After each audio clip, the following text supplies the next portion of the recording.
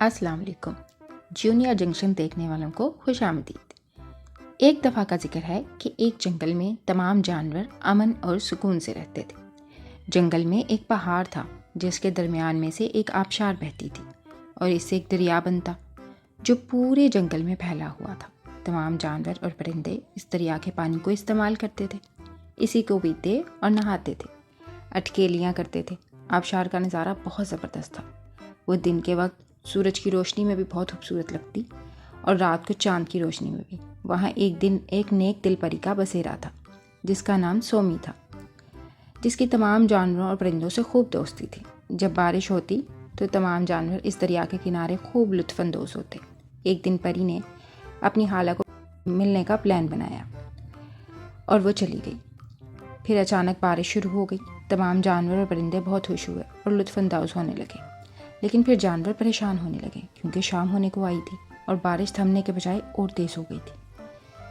बिजली कड़क रही थी, बादल गरज रहे थे, दरख्त गिरने लगे थे, इनके घर पानी में बह गए थे, कुछ के बच्चे लापता हो गए थे। हर तरफ तबाही थी क्योंकि जंगल में सैलाब आ गया था। सब परेशान थे।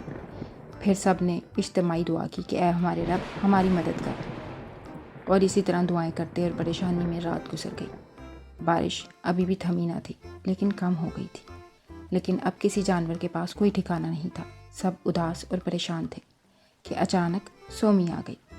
सोमी, मुझे यकीन था कि अल्लाह ताला हमारी मदद के लिए किसी को ज़रूर भेजेंगे, गुलहरी बोली। गैंडा अपने बच्चों को लेकर एक दरख्त के नीचे खड़ा था, पानी इनके कंधों को छू रहा था। चिड़िया और कोयल अपने बच्चों के साथ दरख्तों पर कांप रही थी। ज़ेबरा अपने डरे सहमे बच्चों को बहला रहा था। कौवा अपने घर की तबाही पर ज़ारों के तार रो रहा था। इसका बच्चा इस तूफ़ानी बारिश में कहीं गुम हो गया था। सोमी ने इन सबको तसल्ली दी। लाली और हाथी ने सब परिंदों को और जानवरों को बारी बारी कश्ती में बिठाना शुरू किया। इतने में सोमी ने कौवे के नीम बेहोश बच्चे को कहीं से ले आई। उल्लू ने अपनी पोटली से दवा निकालकर इसके मुंह में अंडेल दी और इसे होश आ गया। सोमी इन सब जानवरों को जंगल में उस जगह ले आई जहाँ हैमे लगे हुए थे। इन सबको गरम गरम खाना पेश किया गया। खाने के बाद वो अपने बच्चों के साथ आरामदेह बिस्तरों पर लेट गए। हमने बहुत मुश्किल से अपने घर बनाए थे सोमी, अब दोबारा से हमें बहुत मेहनत करनी होगी। चिड़िया ये कहकर रोने लगी। तुम परेशान ना हो प्यारी चिड़िया, हम सब तुम्हारा घर बनाने में तुम्हारी मदद करेंगे।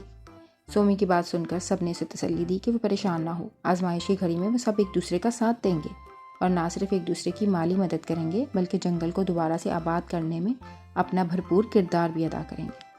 सोमी, जंगल की बहाली के बाद हम आइंदा होने वाले बारिशों और सैलाब से बचाव के लिए अहम इकदाम उठाएंगे ताकि हमारे आने वाले सालों में ऐसी तबाही का सामना ना करना पड़े। अंकल हाथी ने कहा। बिल्कुल ऐसा ही करेंगे और इस आजमाइश की घड़ी में एक दूसरे का साथ बिल्कुल नहीं छोड़ेंगे, ज़राफ़े ने कहा।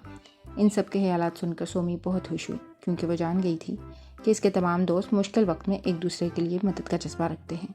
हर मुश्किल घड़ी में एक दूसरे का साथ देना चाहिए क्योंकि इस बात से अल्लाह बहुत खुश होता है।